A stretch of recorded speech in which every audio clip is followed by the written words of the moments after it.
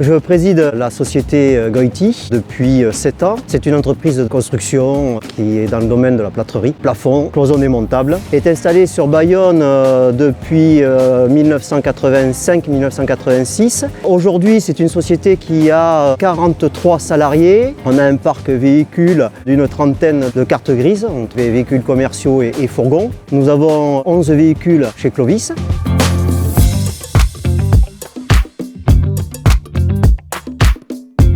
J'ai un petit peu forcé la main à tout le monde sur l'idée de prendre un véhicule électrique parce que j'ai une véritable notion environnementale et humaine. C'est pas forcément quelque chose qui est bien appréhendé. On ne fait pas forcément le lien entre production, l'intérêt de l'entreprise, regarder l'environnement humain et se dire qu'on peut aussi œuvrer pour l'environnement en général et prendre soin de la nature. L'idée de prendre un véhicule électrique, moi à titre personnel j'avais déjà pris cette option-là. On s'est dit pourquoi pas prendre un véhicule sur chantier électrique, un master et puis voir avec Clovis s'ils ne sont pas en mesure de pouvoir nous fournir ce véhicule-là. Si ça ne va pas, on arrête, on verra avec Clovis comment on peut faire. Ils sont prêts à nous accompagner. Je dirais, il y avait une véritable notion pédagogique dans la démarche. Se dire, voilà, de toute façon, demain, il faut aller vers l'électrique. En termes de communication vis-à-vis des institutionnels, puisqu'on fait quand même beaucoup de marchés publics, c'est donner un signal en disant, voilà, nous, entreprise de construction,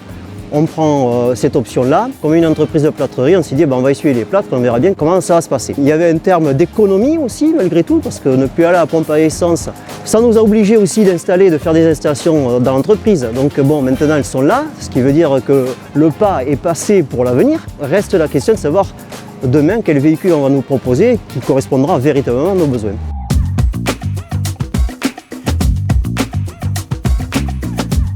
C'est un soutien important. Le premier gros avantage, c'est que nous avons, en cas de problème, si on a besoin d'un véhicule supplémentaire, si on a un véhicule qui tombe en panne, on a un véhicule de remplacement immédiat. Je dirais, on a un véritable service à ce niveau-là. On a une écoute réelle sur nos besoins. Parce qu'aujourd'hui, on a un master, mais on a aussi un camion plateau. Et on fait un point régulier pour savoir quels vont être nos besoins sur l'avenir. Donc ça nous amène à avoir une réflexion et à se projeter. Après, il y a l'aspect financier que l'on regarde ensemble pour que ça corresponde au plus près de nos besoins. L'entreprise de Goiti et Jean Goiti étaient très liés à l'aviron bayonnais, il l'est toujours.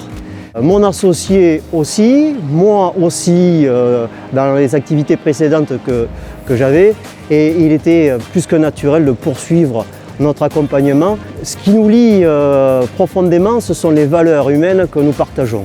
On souhaite incarner, je dirais, les valeurs humaines qui sont, et sociales qui sont extrêmement importantes. Aujourd'hui, on se rend compte que on ne prend pas assez soin de l'humain, on le met de plus en plus en valeur. On se pose des questions de savoir aujourd'hui sur la santé mentale et sur les difficultés environnementales. Puis on se rend compte que tout est lié. Il n'y a pas que l'aspect économique. Ce sont des valeurs que l'on souhaite véhiculer. On est dans cette volonté-là qui était déjà initiée par Jean Goiti et que l'on poursuit. Transmettre ces valeurs humaines, ces valeurs de qualité que l'on doit à un client, déjà à la base, mais que l'on doit aussi aux salariés. On est une entreprise basque, on est très attaché au territoire, on est très attaché à la culture, on est très attaché à l'histoire et ça fait partie des choses que l'on doit transmettre aussi. Et ce lien, je dirais, au Pays Basque, il y a la culture, il y a le sport, il y a l'économie. À nous de transmettre toutes ces valeurs-là, soit pour le sport, grâce à l'aviron bayonnais, grâce à la culture, parce qu'on accompagne aussi beaucoup